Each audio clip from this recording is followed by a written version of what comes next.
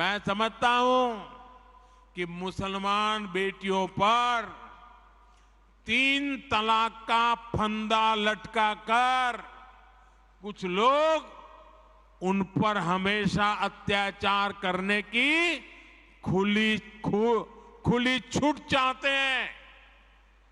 यही लोग 3 तलाक का समर्थन भी करते हैं। मुस्लिम बेटियों के साथ बहुत बड़ा अन्याय कर रहे हैं।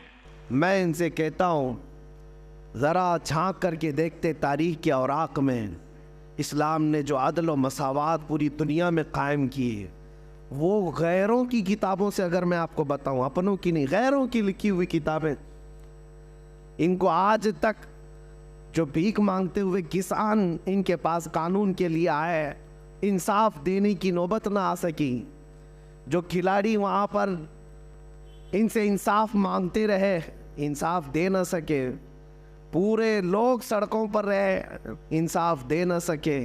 और पार्लियामेंट में बैठ कर के अगर कवानीन इस्लाम को निशाना बनाने की कोशिश करते हैं तो मैं दावत देता हूँ, आओ देखो दीन इस्लाम। तुम ये कहते हो इसका आक्रोश था, जुल्म था, बढ़ते चले गए। एक रिवायत मैंने पढ़ी आज ही, उमर इब्न अब्दुल अजीज़ रज़ी अल्लाह ताला अन्हु का ज़माना खिलाफत है। हज़रत उमर इब्न अब्दुल अजीज़, इनको 5वां खलीफा राशिद भी कहा जाता है, इतना अदल था इनका। इनके ज़माने में समरकंद, जो आज उज़्बेकिस्तान वगैरह रशिया के इलाकों में आता है, समरकंद पर इस्लामी फ़ौज ने हमला किया और पूरे समरकंद को फतह करके अपना झंडा फैला दिया। और सिपह सालार कौन थे? हज़रत कुतैबा।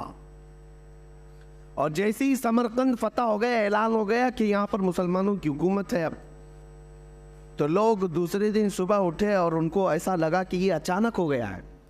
तो वहाँ पुराना चर्च था, वहाँ एक पादरी रहता था। उसने कहा ये कैसे? हमने सुना है मुसलमान इस तरह से अचानक नहीं करते, लेकिन 50,000 की फौज कुतैबा के साथ है, कौन मुकाबला करता? उस ईसाई ने अपने चंद साथियों से मशवरा किया कि ये ऐसा मुनासिब नहीं है, हम इनके खलीफा के पास जाते हैं। तो वो मुल्क शाम आया चंद साथियों को लेकर के। दमिश्क में उमर इब्न अब्दुल अजीज़ उस वक्त रहा करते थे। जब दिमाश्क आए तो उस ईसाई ने लोगों से पता पूछा कि खलीफा वक्त कहाँ है।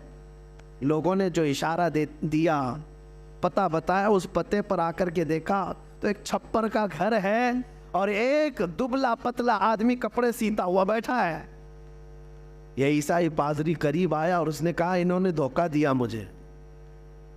पलट करके फिर कहने लगा मैं मुसलमानों के खलीफा के पास आना चाहता हूं। तो एक बूढ़े शख्स ने कहा वो जो कपड़े सिल रहा है वही खलीफा है, वही है जिसका रौबो दबदबा इतना था उमर इब्न अब्दुल अजीज का। अल्लाहु अकबर। आप तारीख पढ़े, उमर इब्न अब्दुल अजीज के ज़माने में 200 किलोमीटर दूर भी अगर कोई बैठा हुआ है तो ना इंसाफी करने से घबराता था, डरता था कि उमर इब्न अब्दुल अजीज का दौर चल रहा है। और उस खलीफा का वक्त ये है कि एक छप्पर के घर के नीचे बैठे हुए कपड़े सिल रहा है। उस ईसाई पादरी ने सोचा कि इनसे मुझे क्या इंसाफ मिलेगा। 50,000 की फौज लेकर के जो सिपह सालार मेरे शहर पर हमला और हुआ है उसके बारे में मैं क्या बताऊंगा।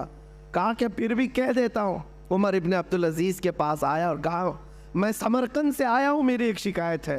कहा बताओ क्या है। कहा कि आपका एक सिपह सालार तकरीबन 50,000 की फौज लेकर के आया है, आसपास के इलाके फतह करते हुए अचानक रात को हमारे शहर पर हमला किया और दूसरे दिन फतह का ऐलान कर दिया। कहा क्या चाहते क्या हो।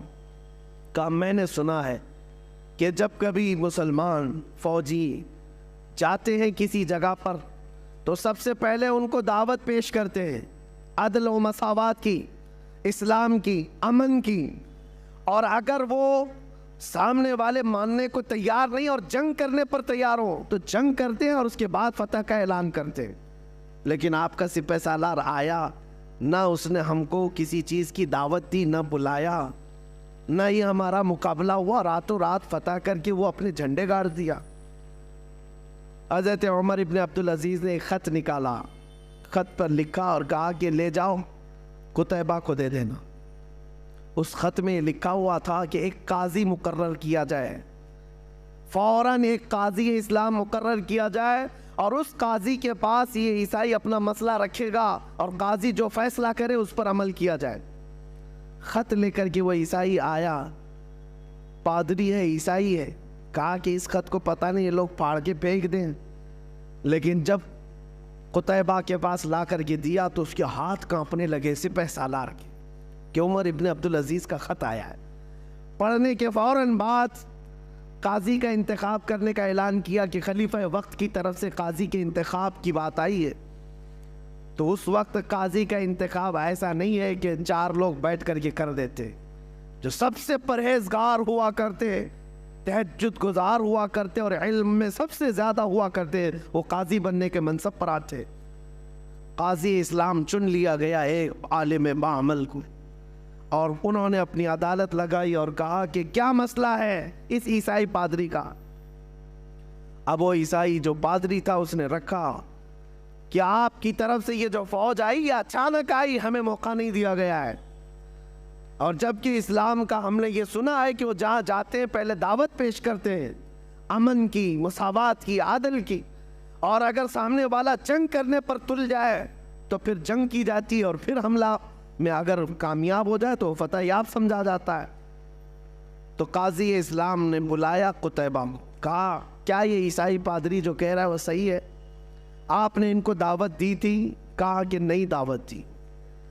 کہا کہ راتوں رات آپ نے ان کے شہر پر قبضہ کیا؟ کہا بات در حقیقت یہ ہے قاضی اسلام کہ ہم نے آس پاس کے علاقوں سے جنگ کی ہے، ہم نے دیکھا ہے، اور ان سے جنگ سختی کے ساتھ ہوئی، اور اس کے بعد ہم نے وہ علاقے فتح کیے، اور یہ سمرقند تو بڑا زرخیز علاقہ ہے، یہاں کے لوگ تو اور بھی زیادہ اس شہر کو چھوڑنے کو تیار نہیں ہوتے، اس لیے ہم نے سوچا کہ یہ سوئے ہوئے ہیں، اس وقت میں ہم فتح حاصل کر لیں۔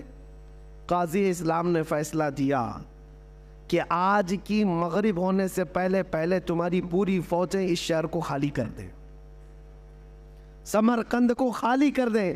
قاضی کس کے متعلق فیصلہ دے رہا ہے؟ کسی دوسری قوم کے لیے نہیں، اپنے ہی فوجیوں کے متعلق کہہ رہا ہے کہ یہ اسلام کے قوانین سے ہٹ کر کے ہے، نہ ہی اس طرح کا دستور کبھی چلا ہے۔ قتیبہ کو جیسی آرڈر آیا قاضی اسلام کا، فوج میں اعلان ہوا، اور یہ صبح کا فیصلہ جو تھا 50,000 فوجیں سمرقند کو چھوڑ کر کے ساز و سامان کے ساتھ مغرب سے پہلے نکلنے لگی۔ مغرب سے پہلے پہلے قتیبہ کے ساتھ ساری فوجیں شہر چھوڑ کر باہر نکلیں۔ یہ منظر دیکھ کر کے وہ عیسائی پادری اور علاقے کے لوگ حیران تھے کہ ایک کپڑے سلتا ہوا بیٹھا دبلا پتلا آدمی اتنا پاور رکھتا ہے کہ ایک خط بھیج دیا جائے، اور پھر اگر اس کا خط یہاں آ گیا تو قاضی مقرر کرنا تو اس کا کام ہے، اپنے رشتہ دار کو بٹھا دیتا، اپنے حق میں فیصلہ لے لیتا، نہیں کیا، بلکہ قاضی اس کو منتخب کیا جو قرآن و سنت کا سب سے زیادہ جاننے والا تھا، اور قاضی کو بھی یہ چاہیے تھا کہ فیصلہ دیتا تو اپنی قوم کو دیکھ کر کے دیتا، لیکن قاضی نے وہی فیصلہ دیا جو اسلام کہتا تھا۔ یہ باتیں اتنی پر اثر تھیں کہ مغرب تک ان کی فوجیں نکل تو گئی تھیں، لیکن وہ عیسائی پادری اپنے سارے ساتھیوں سمیت رونے لگا، کہا آج تک ہم نے ایسی قوم کو اپنے شہر میں آتے ہوئے دیکھا ہی نہیں تھا، چلو اس سے بہتر قوم کون سی ہو سکتی ہے جو ہم پر حکومت کرے۔ سب کے سب گئے اور قتیبہ کے ہاتھ جوڑ کر کے ان سے معافی طلب کیا، اور پوری فوج سے کہا آج کے بعد ہم ہی نہیں، پورا سمرقند تمہارے قدموں کے نیچے ہے، تمہارا عدل ہے، ہم نے یہ دیکھا ہے۔ اور اس کے بعد سے لے کر تاریخ گواہ ہے، آج کی تاریخ تک سمرقند پر اسلامی حکومت موجود ہے، آج تک اسلام ہے۔ عزیزان گرامی وقار، یہ وہی سمرقند و بخارا کی بات کر رہا ہوں جہاں سے کبھی امام بخاری پیدا ہوئے، امام مسلم، یہ بڑے بڑے محدثین اسی علاقے سے آئے ہوئے ہیں۔